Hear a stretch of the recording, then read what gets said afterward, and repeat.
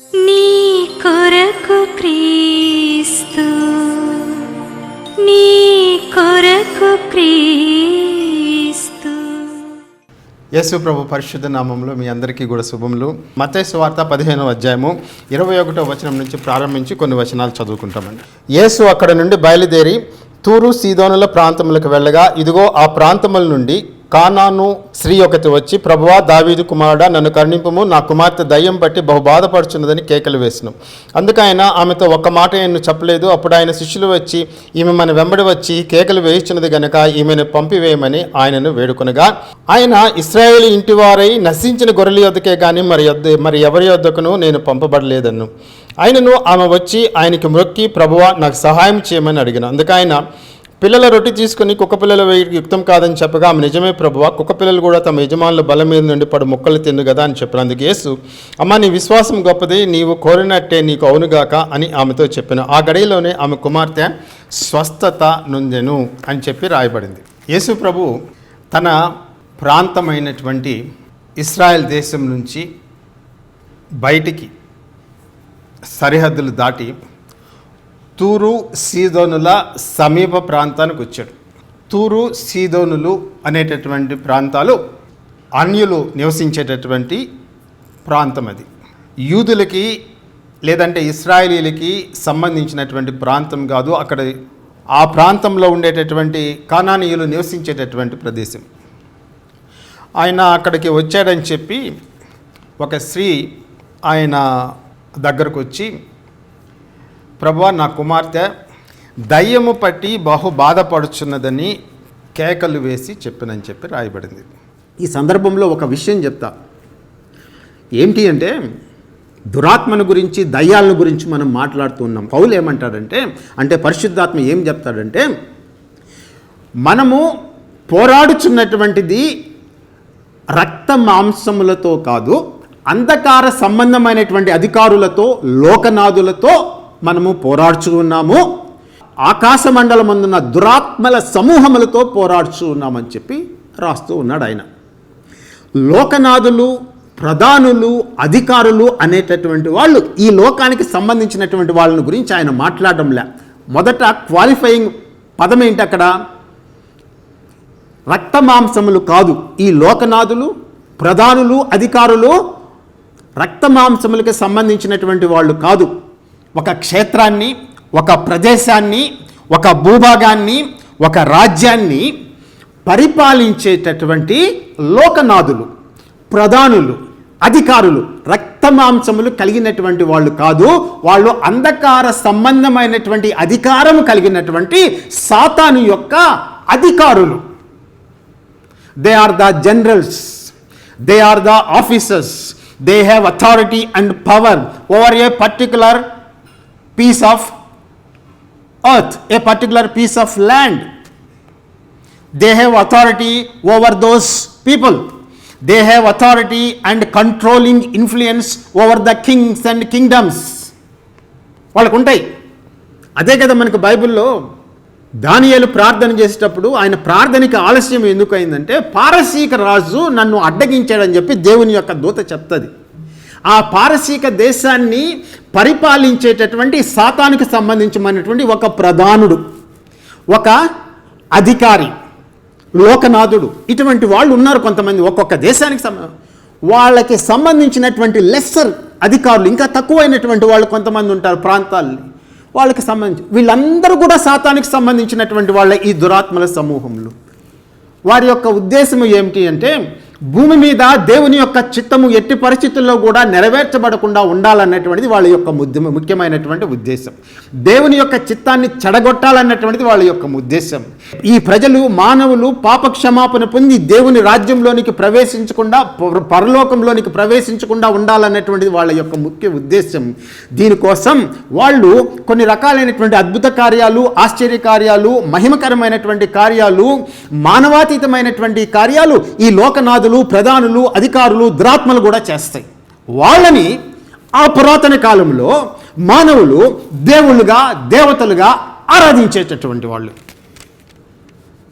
So కానానీయురాలైనటువంటి ఆ స్త్రీ కుమార్తెకు పట్టినటువంటి దయ్యం అనేటటువంటిది సాతాను యొక్క ర్యాంక్స్లో నుంచే వచ్చింది, దాని సైన్యంలో నుంచే వచ్చింది. సాతాను తన రాజ్యాన్ని తానే విడగొట్టుకోడు, తనకు తానుగా విడిపోడు, తన వాళ్ళని తానే ఎందుకు బయటకు పంపించుకుంటాడు. కాబట్టి అక్కడ ఉండేటటువంటి మెల్కాట్ కానీ, అక్కడ ఉండేటటువంటి ఈ హెరాక్లెస్ లేదంటే హెర్క్యులెస్ కానీ, లేదంటే ఇష్మన్ అనేటటువంటి దేవుడు కానీ, వీళ్ళందరూ కూడా సాతాను యొక్క అధికారం కింద ఉన్నటువంటి వారే.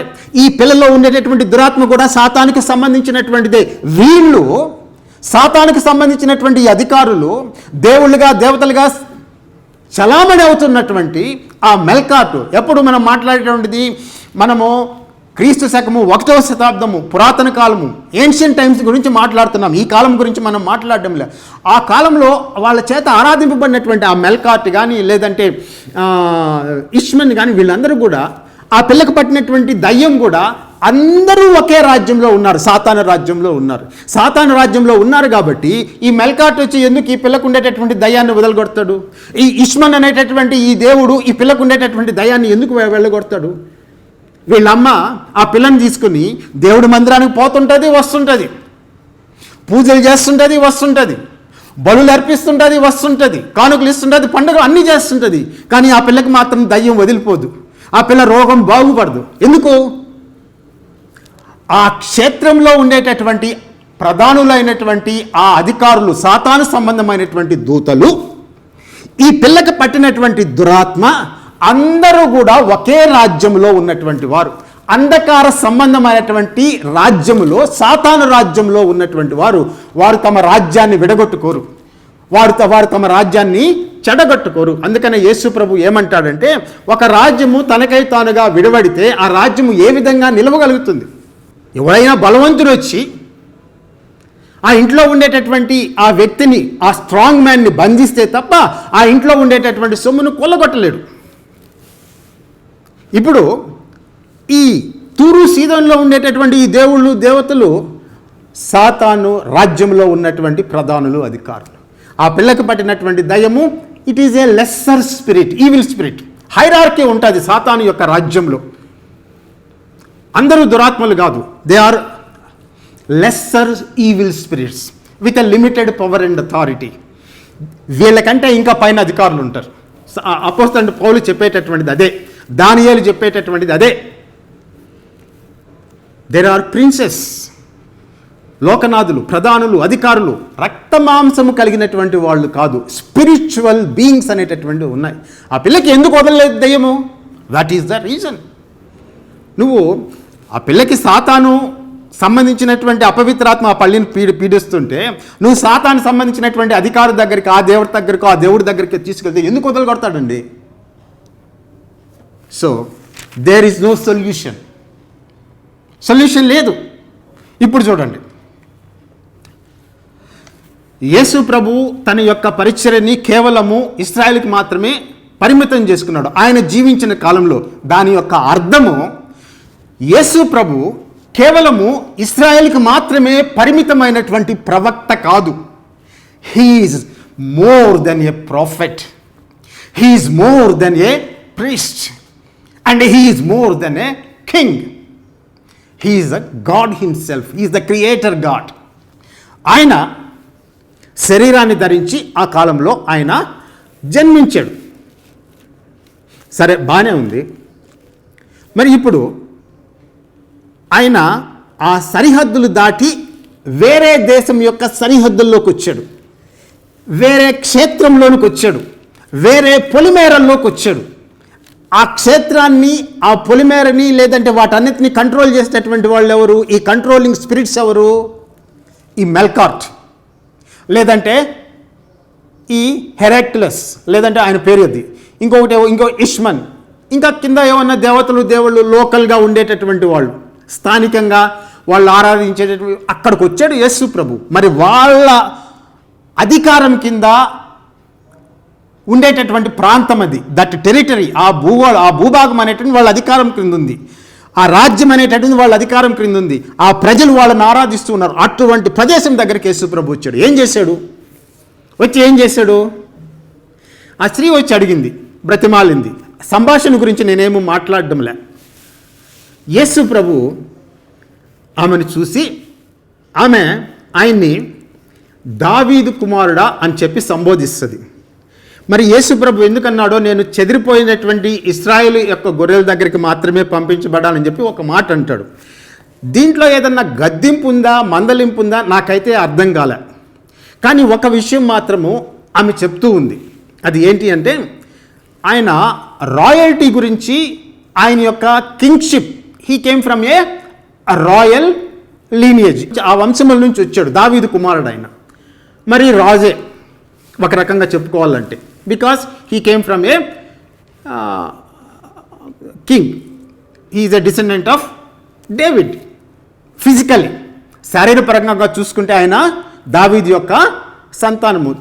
దాంట్లో నేను వాళ్ళ దగ్గరికి మాత్రమే పంపించబడ్డాను అనేటటువంటి మాటలో నాకు గద్దింపు, మందలింపు, తిరస్కారము నాకేం కనిపించలే అని చెప్పి ఆమె మాట్లాడిన తర్వాత, అంతా అయిపోయిన తర్వాత ఆమెను ఏమంటాడంటే యేసు ప్రభు, అమ్మా నీ విశ్వాసము గొప్పది అని చెప్పి ఆయన ఒక మాట అంటాడు. ఏమంటాడు, నీవు కోరినట్టే నీకు అవునుగాక అని ఆమెతో చెప్పనని చెప్పి రాయబడింది. క్షేత్రం ఎవరిది? పరాయి దేవుళ్ళు, దేవతలు స్వాధీనంలో ఉండేటటువంటి ప్రాంతం అది, ఆ క్షేత్రం అది. యేసు ప్రభు ఆ పొలిమేరల్లోకి వచ్చాడు. తూరు, సీదోను పొలిమేరల్లోకి వచ్చాడు ఆయన. అక్కడ ఉన్నాడు. ఆ భూభాగము వాళ్ళకి సంబంధించినటువంటి, ఇశ్రాయేల్కి సంబంధించినటువంటిది కాదు. అక్కడికి వచ్చి కూర్చున్నాడండి. మరి ఈయన వచ్చి అక్కడ ఉండేటటువంటి ఆ శక్తివంతమైనటువంటి ఆ ప్రధానులు, ఆ భూభాగాన్ని పరిపాలించేటటువంటి ఆ దేవుళ్ళు, ఆ దేవతల్ని కాదు అని, ఈ దురాత్మని ఈయన విడిపించగలడా, ఈ శక్తి ఈయనకుందా, అది మనం ఆలోచించవలసినటువంటి ప్రశ్న. He's in a different territory.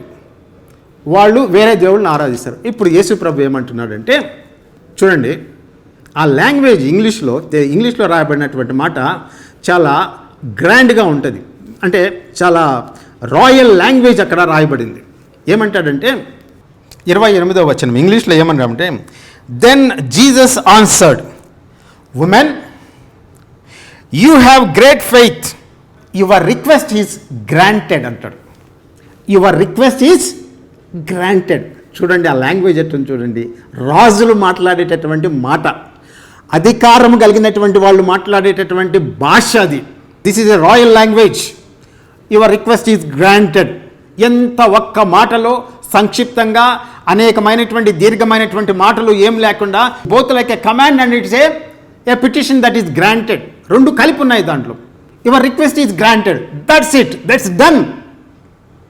ఇంకా వేరే మాటలు చెప్పాల్సిన అవసరం లే. Your request is granted. ఏంటి ఆ రిక్వెస్ట్? అపవిత్రాత్మ నీ బిడ్డని విడిచి వెళ్ళిపోయింది. మార్కు రాస్తాడు ఆ మాట. ఆమె ఇంటికి పోయి తన బిడ్డ స్వస్థపరిచి ఉండడం అనుకుందంట. మార్కు రాస్తాడు. Your request is granted. ఏంటి ఆ రిక్వెస్ట్? అపవిత్రాత్మని వెళ్ళగొట్టు, వెళ్ళగొట్టు, వెళ్ళగొట్టు అని కాళ్ళ వెళ్ళబడుతుంది ఆమె యేసు ప్రభు దగ్గరకు వచ్చి కేకలు వేస్తూ. ఇక్కడేమో శిష్యులు విసుక్కుంటూ ఉన్నారు. ఇప్పుడు యేసు ప్రభు ఆ రెండు మాటలు ఎంత బాగా మాట్లాడంటే, your request is granted. That is the language of a king. That is royal language. Your request is granted, your petition is granted, I have accepted your petition. అట్లా మాట్లాడతారు రాజులైనటువంటి వాళ్ళు. ఇప్పుడు ఈయన ఎక్కడ ఆజ్ఞ ఇచ్చాడు? పరాయి దేశంలో, పరాయి దేవుళ్ళు, దేవతలు పరిపాలించేటటువంటి ఆ భూభాగంలో ఈ అన్య దేశానికి చెందినటువంటి యేసు ప్రభువు ఆయన వచ్చి యువర్ రిక్వెస్ట్ ఈజ్ గ్రాంటెడ్ అంటే, అపవిత్రాత్మ నీ బిడ్డని వెళ్ళిపోయింది అని చెప్పినప్పుడు చేతులు ఊపడము, తాయెత్తులు కట్టడము అటువంటివి ఏమీ లేకుండా ఆయన నోట్లో నుంచి ఒక మాట అనేటటువంటిది వెలువడింది. Your request is granted. That very moment she was healed of that demonic spirit. ఆ అపవిత్రాత్మ విడిచి వెళ్ళిపోయింది. అధికారము ఎక్కడి నుంచి వచ్చింది, ఎవరి నోట్లో నుంచి వచ్చింది, అది మీరు గమనించాల్సినటువంటిది. ఈయన అధికారము ఎక్కడ చలాయిస్తూ ఉన్నాడు? ఆ కాలంలో నేను మొదట చెప్పాను కదండి, దేవుళ్ళు, దేవతలు ఒక క్షేత్రానికి, ఒక పొలిమేరలో మాత్రమే ఉండేటటువంటి వాళ్ళు, దానికి మాత్రమే పరిమితమై ఉండేటటువంటి వాళ్ళు. ఈయన పొలిమేర దాటి వచ్చాడు, పొలిమేరల్లో ఉన్నాడు, వాళ్ళ క్షేత్రంలో ఉన్నాడు. మెల్కాటు, ఇష్మను అక్కడ దేవుళ్ళు, వాళ్ళు చేతుల్లో ఉంది వ్యవహారం అంతా. అంటే దాని అర్థం ఏమిటి అంటే, యేసు ఆ దేవుళ్ళు మెల్కాత్, ఇష్మన్ వాళ్ళ అధికారాన్ని ఆయన త్రోసిపుచ్చి, వాళ్ళ అధికారాన్ని నిరర్ధకం చేసి, అది పనికి రాకుండా చేసి ఆయన తన మాటని స్థాపిస్తూ ఉన్నాడు. ఇప్పుడు వెళ్ళిపోతుంది దయ్యం లోపల నుంచి.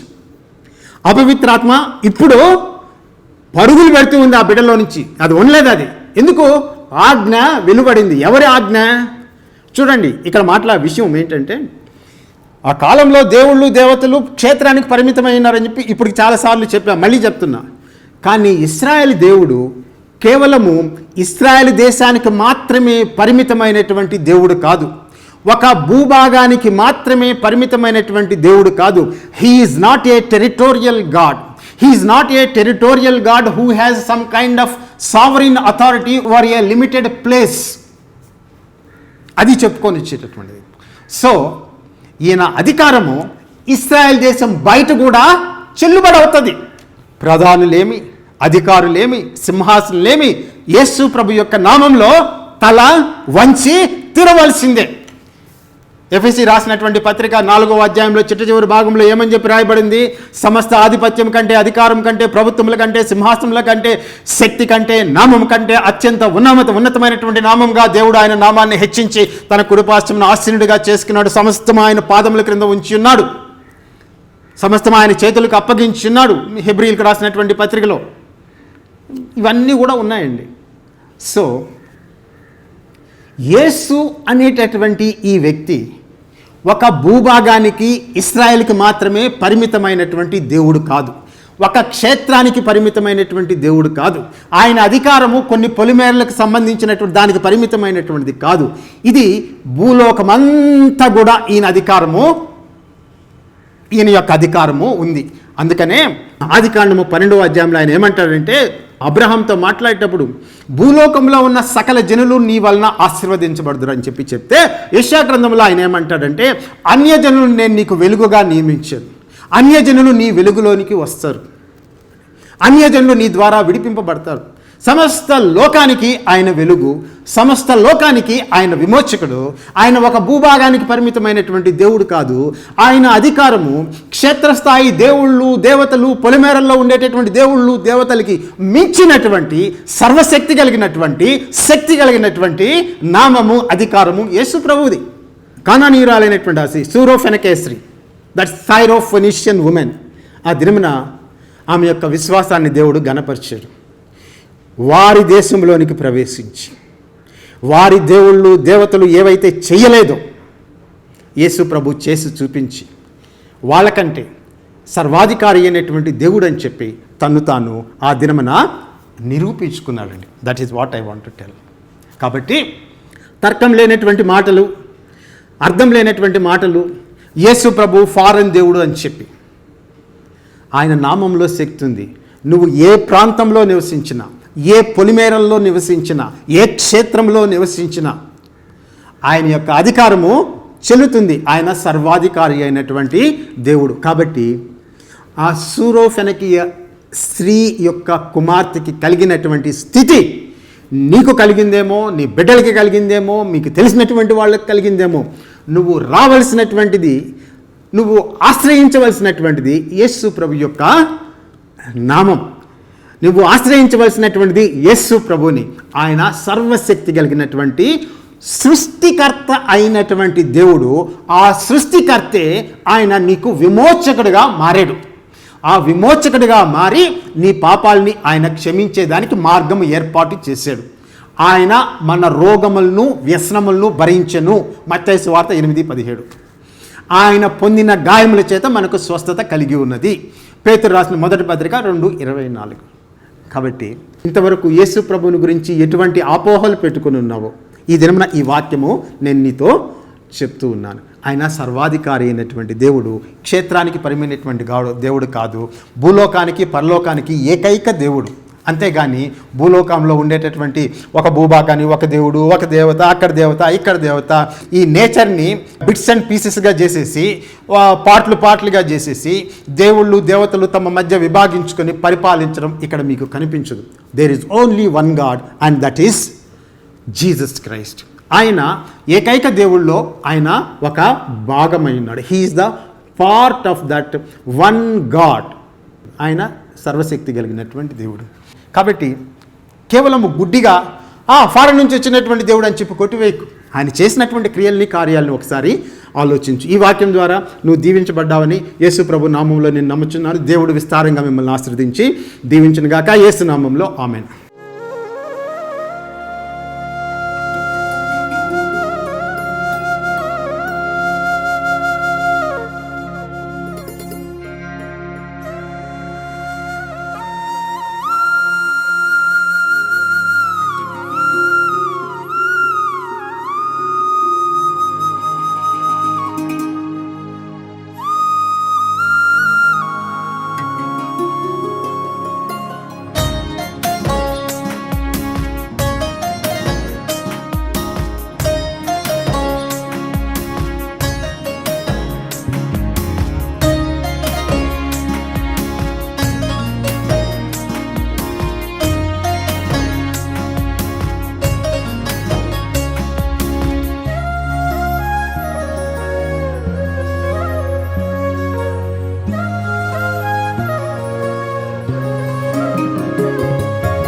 ఆకాశములు ఎన్నైనా పట్టలేని ప్రేమాది, సముద్రములు ఎన్నైనా నింపలేని ప్రేమాది.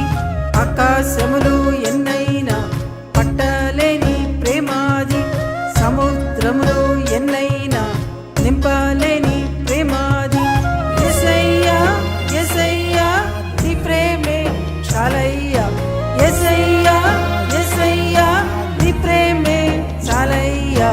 ఆకాశములు ఎన్నైనా పట్టలేని ప్రేమాది, సముద్రములో ఎన్నైనా నింపలేని ప్రేమాది.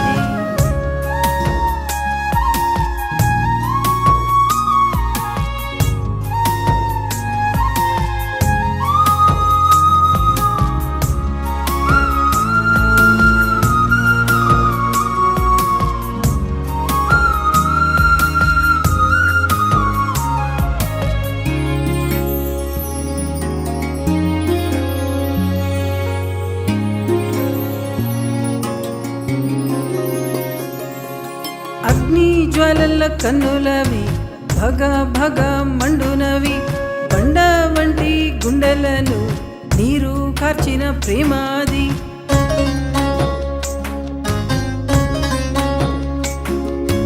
అగ్ని జ్వాలల కన్నులవి భగ భగ మండునవి, బండ వంటి గుండెలను నీరు కార్చిన ప్రేమాది. ఆరని మారని ప్రేమాది, నన్నే మార్చిన ప్రేమాది. ఆరని మారని ప్రేమాది, నన్నే మార్చిన ప్రేమాది. యేసయ్యా యేసయ్యా నీ ప్రేమే చాలయ్యా, యేసయ్యా యేసయ్యా నీ ప్రేమే చాలయ్యా. ఆకాశములు ఎన్నైనా పట్టలేని ప్రేమాది, సముద్రములు ఎన్నైనా నింపలేని ప్రేమాది.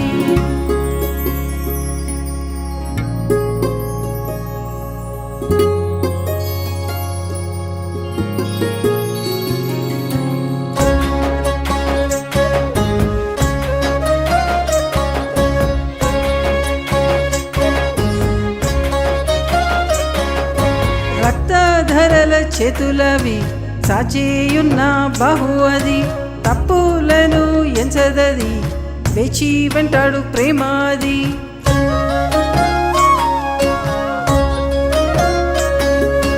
రక్తధరల చేతులవి సాచేయున్న బాహు అది, తప్పులను ఎంచదది వేచి వెంటాడు ప్రేమాది. రొమ్మున దాచిన ప్రేమాది, నన్నే దోచిన ప్రేమాది. రొమ్మున దాచిన ప్రేమాది, నన్నే దోచిన ప్రేమాది. యేసయ్యా యేసయ్యా నీ ప్రేమే చాలయ్యా, యేసయ్యా యేసయ్యా నీ ప్రేమే చాలయ్యా ఆకాశములు ఎన్నైనా పట్టలేని ప్రేమాది సముద్రములు ఎన్నైనా నింపలేని ప్రేమాది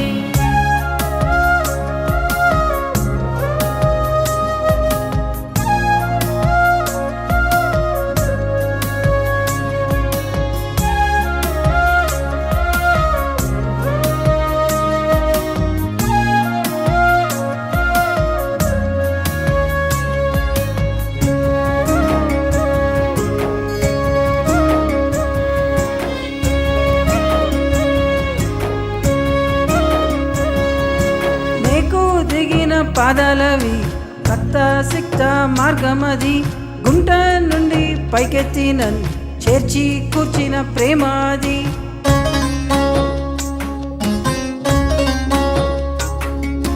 నీకు దిగిన పాదాలవి రక్త సిక్త మార్గమది గుంట నుండి పైకెత్తి నన్ను చేర్చి కూర్చిన ప్రేమాది పరిగెత్తి వచ్చిన ప్రేమాది పగ్గాలే లేని ప్రేమాది పరిగెత్తి వచ్చిన ప్రేమాది పగ్గాలే లేని ప్రేమాది యేసయ్యా యేసయ్యా నీ ప్రేమే చాలయ్యా యేసయ్యా యేసయ్యా నీ ప్రేమే చాలయ్యా ఆకాశములు ఎన్నైనా పట్టలేని ప్రేమాది సముద్రములు ఎన్నైనా నింపలేని ప్రేమాది ఆకాశములు ఎన్నైనా పట్టలేని ప్రేమాది సముద్రములు ఎన్నైనా నింపలేని ప్రేమాది యేసయ్యా యేసయ్యా నీ ప్రేమే చాలయ్యా యేసయ్యా యేసయ్యా